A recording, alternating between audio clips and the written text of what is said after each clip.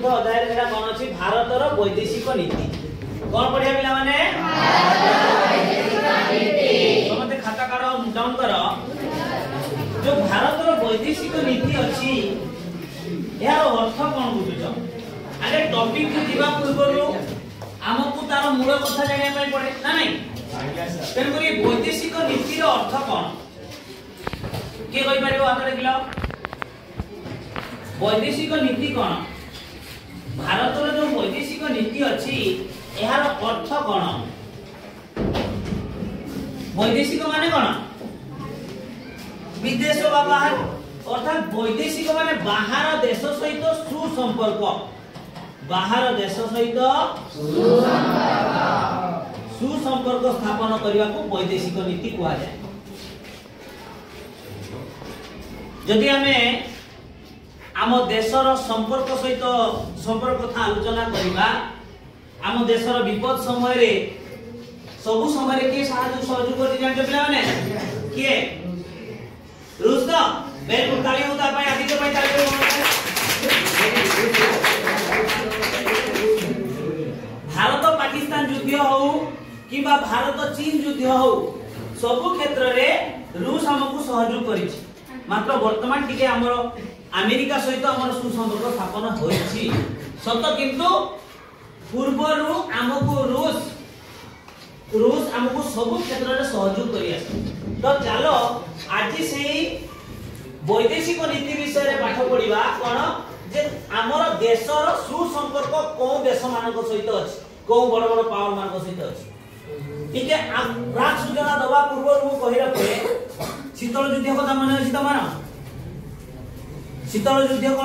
कोन जानि छ जेतेबेले शीतल युद्ध चलीथिला द्वितीय विश्व युद्ध परे परे जेतेबेले पृथ्वी रे दुईटा पावर एमर्ज करथिला के से दुईटा पावर संयुक्त राष्ट्र अमेरिका और यूएसएसआर माने रूसिया बुझी पाछ नै तेरको जेहेतु से माने दुईटा बृहत माने शक्ति थिले से माने सारा पृथ्वी को कैप्चर कर रखि दिले ता भीतर सब क्षेत्र रे हमकु के रूसिया और संयुक्त राष्ट्र अमेरिका मध्य किछि सहयोग करी आछो चलो जीवा एडी गोटे नोट डाउन करो पिला माने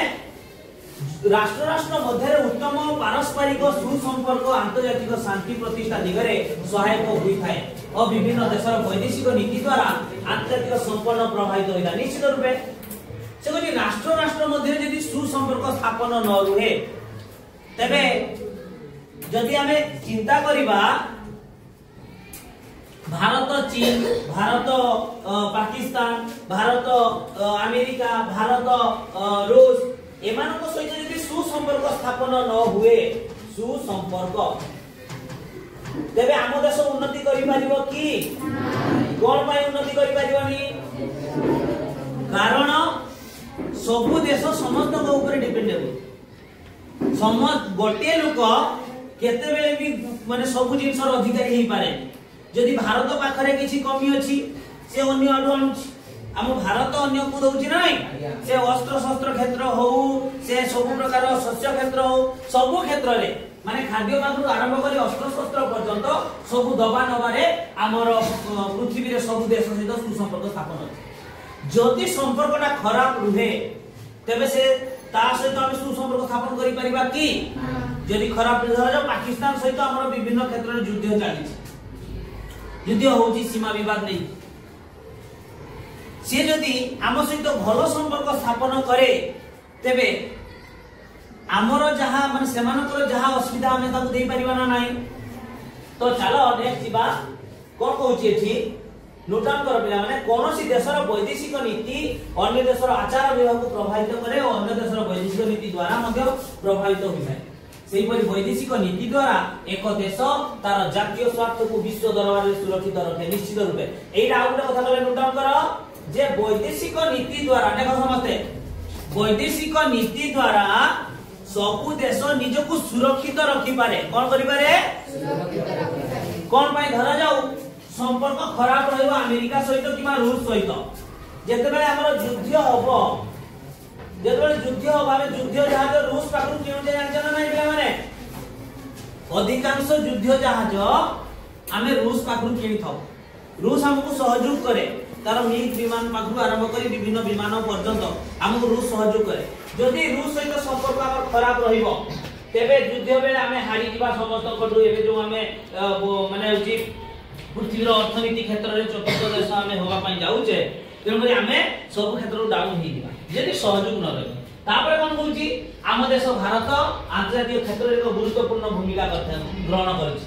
1947 मसीहा स्वाधीनता लाभ परठारु भारतर वैदेशिक नीति स्वाधीन भाव निर्धारण करिछि और विभिन्न समय रे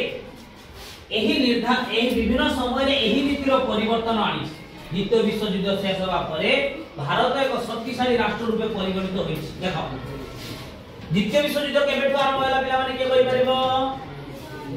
1939 रु 1939 रु 1945 हम देश स्वाधीन होला केबे ताहले ए द्वितीय विश्व युद्ध शेष होगा परे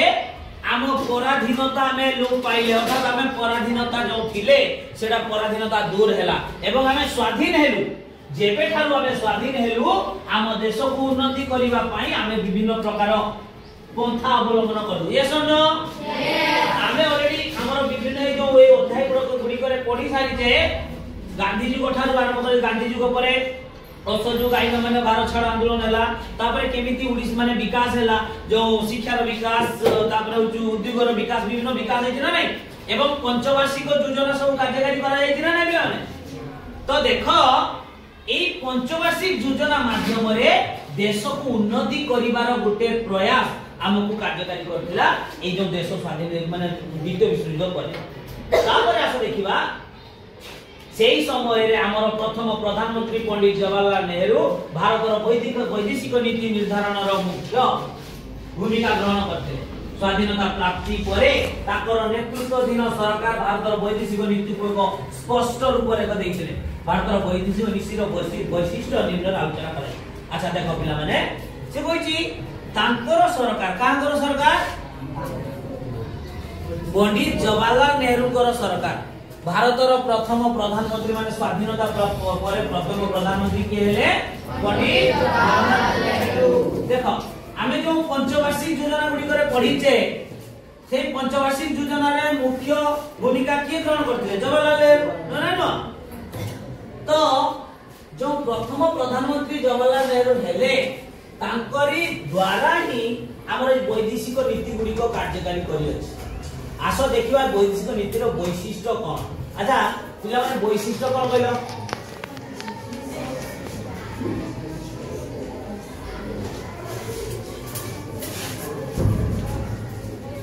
वैशिष्ट्य माने कोन वैशिष्ट्य माने गुरुत्व कोन गुरुत्व अच्छा माने उद्देश्य कोन ए जो वैदेशिक नीति हैला ता द्वारा हमें कोन उपकार पाइबा देखो भारतर वैदेशिक नीति नोट डाउन कर खाता पिला माने वैदेशिक नीति गुडी कहउची एक रहउची गोष्ठी निरपेक्षता दुई रे आसिला कोन शांतिपूर्ण सहावस्थान तीन रे कोन आसिला पिला माने तीन रे होची साम्राज्यवाद रो विरोध तापर वर्ण वैषम्य नीति रो विरोध आर्थिक प्रगति उपरे गुरुत्व आंतर्जातिक संगठन सहित सुसंपर्क एवं आंतर्जातिक विवाद रो शांतिपूर्ण समाधान एतिकी थिला कोन वैदेशिक नीतिर गुरुत्व कोन वैदेशिक नीतिर गुरुत्व तो हम गोटे गोटे पॉइंट को आलोचना करिया फर्स्ट पॉइंट अछि कोन पिला माने शांतिपूर्ण सॉरी प्रथम पॉइंट होछि कोन जे गोष्ठी निरपेक्षता गोष्ठी गोष्ठी निरपेक्षता अच्छा गोष्ठी निरपेक्षता माने कोन निरपेक्ष माने कोन एनीवन की कहि परिबो गोष्ठी निरपेक्षता माने कोन के कहि परिबो अरे निरपेक्ष माने कोन को कहानी की सहाय्य सपोर्ट करिबा नाही ना मु एपटे ना सेपटे गोष्ठी निरपेक्षता माने गोष्ठी आकार रे कहा माने ना एपटे हेबी ना सेपटे हेबी कोन अछि देखो ए गोष्ठी निरपेक्षता रे पिला माने देखो भारत गोष्ठी निरपेक्ष नीति रे विश्वास करे अर्थात अंतर्जातीय समाज को यह भारतर मुख्य अवदान 1945 मसिया रे द्वितीय विश्व युद्ध परिसमाप्ति घटिला एवं यह परे समग्र विश्व दुई परस्पर विरोधी गोष्ठी विभक्त ହେଲା एवं युक्तराष्ट्र अमेरिका गोटे गोष्ठी नेतृत्व देथिला बेले प्राक्तन सोवियत रूसिया अन्य गोष्ठी नेतृत्व नेला एई दुई देश विश्वर दुईटी बृहत शक्ति मुंड नेथिले एवं उभय निज निजर प्रभाव विस्तार करिवारे बसित ଥିଲେ एई दुई देश अन्य स्वाधीन पक्षभुक्त करिया पर उद्यम करथिले फल उभय देश मध्य शीतल युद्ध आरंभ होला आज शीतल युद्ध कथा आलोचना करब ताले जेते बेले शीतल युद्ध हैला 1950 परवर्ती सपोर्ट को हैला तो सेमानक मध्य तीन दल हैला गुटे होची सोशलिस्ट आ गुटे होची कैपिटलिस्ट अच्छा समाजवाद को किए सपोर्ट करथला कैपिटलिस्ट माने कोन पूंजीवादी अच्छा पूंजीवादी राष्ट्र के थिला कहला पिला माने पूंजीवादी राष्ट्र होची युक्तराष्ट्र अमेरिका आ हमरो जे समाजवादी राष्ट्र के थिला से साम्यवादी राष्ट्र के थिला सोवियत रूस ताले दी जन को भितरे तांकर डिफरेंस आछि ना नाही पछ मु दी जन को भितरे डिफरेंस आछि ना नाही जणे होची पूंजीवादी खाली पूंजी ऊपर डिपेंड करे जणे साम्राज्य माने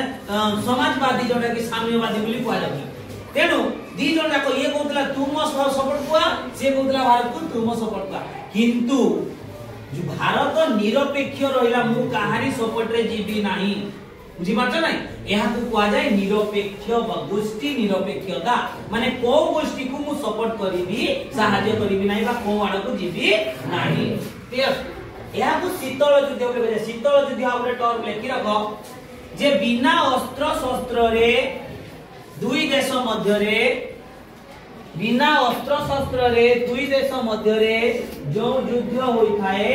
ताहा को शीतल युद्ध बोली कहा जाए अस्त्र शस्त्र किछि व्यवहार होबनी कोन होबनी अस्त्र शस्त्र किछि भी व्यवहार होबनी जो ये तो म्यूट कर पिला माने देखो एही युद्ध परस्पर विरुद्ध रे अपप्रचार मानसिक चाप प्रयोग ऊपर आधारित थिला अवश्य ए शत्रुता तृतीय विश्व युद्धर कौनसी रूप नथिला तेणु करी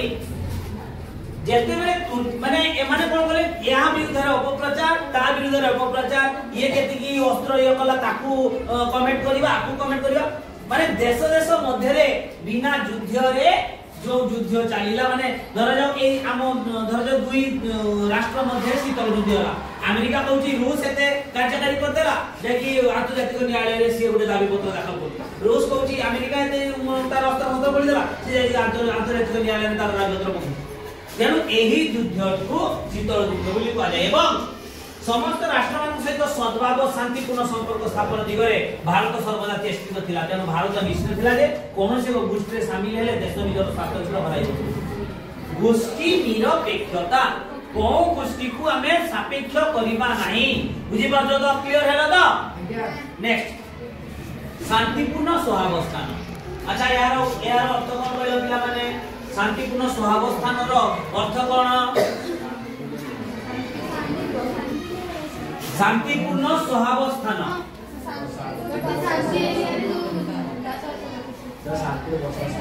वेरी गुड शांति रे तालियो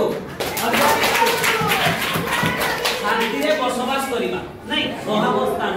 माने चला बुला करिबा अर्थात शांति रे विचरण करिया देखो जेते बेले हम पाखे किछि बॉर्डर न थाए हम पाखे किछि बाउंड्री न थाए के कि हमें माने हमको कई कहला पई न थाए हमें चारियाडे जाई पारुना नाही सेही भली भाबरे देश मानक मध्य रे गोटे शांतिपूर्ण सहावस्थान थिला कोन देखो भारत वसुधैव कुटुंबकम नीति रे विश्वास करे वसुधैव कुटुंबकम माने कोन विश्व हेउची कुटुंब परिवार वंश परि बुझिबाचो सारा विश्व होउची कोन निजर वंश परि माने निज परि अर्थात भारत सबु देश को विश्वर जेते देश अछंती सबु देश को निजर बोली भाबी थाए सेहि पई पुराण रे हमर लेखा जाईची वसुधैव कुटुंबकम इतिहास रे सेही कथा को आसी की आलोचना करा गला वसुधैव कुटुंबकम ऊपर भारत विश्वास करे विश्वर समस्त राष्ट्र शांति मैत्री रो सौहार्दपूर्ण वातावरण मध्य रे चलंतु एहा थिला भारत रो इच्छा तेनु 1954 मसिया रे भारत और चीन पंचशील नीतिर घोषणानामारे स्वाक्षर करथिले और निम्नलिखित पांचगोटी नीति को पालन करिया पय प्रतिज्ञाबद्ध रहिले 1954 मसिया 1954 जेतेबेले चीन तार सीमा कहला इटा मोर भारत कहला सेटा मोर तेको ताको भितरे गोटे माने होची गोटे कोन कहले गोटे चुक्ति स्वाक्षर हैला कोन हैला गोटे चुक्ति से चुक्ति थिला होची पंचशील नीति कोन नीति पंचशील नीति चीन और भारत मध्य रे जो चुक्ति हैला ताको पंचशील नीति बोली कहा जाय एवं एही नीति द्वारा भारत चीन वर्तमान भी माने वर्तमान सुरक्षित होई कि अछंती भारत रो सीमा अलगा चीन रो सीमा से पंचशील नीति कोन थिला एक रे प्रत्येक राष्ट्र रो अखंडता सार्वभौमत्व प्रति पारस्परिक सम्मान प्रदर्शन पारस्परिक अनाक्रमण केही अन्य कार आभ्यंतरीण व्यापार रो हस्तक्षेप करबा को निवृत्त रहिबे साम्य पारस्परिक उपकार और शांतिपूर्ण सहावस्थान देखो एक रे कोन हैला जे प्रत्येक राष्ट्र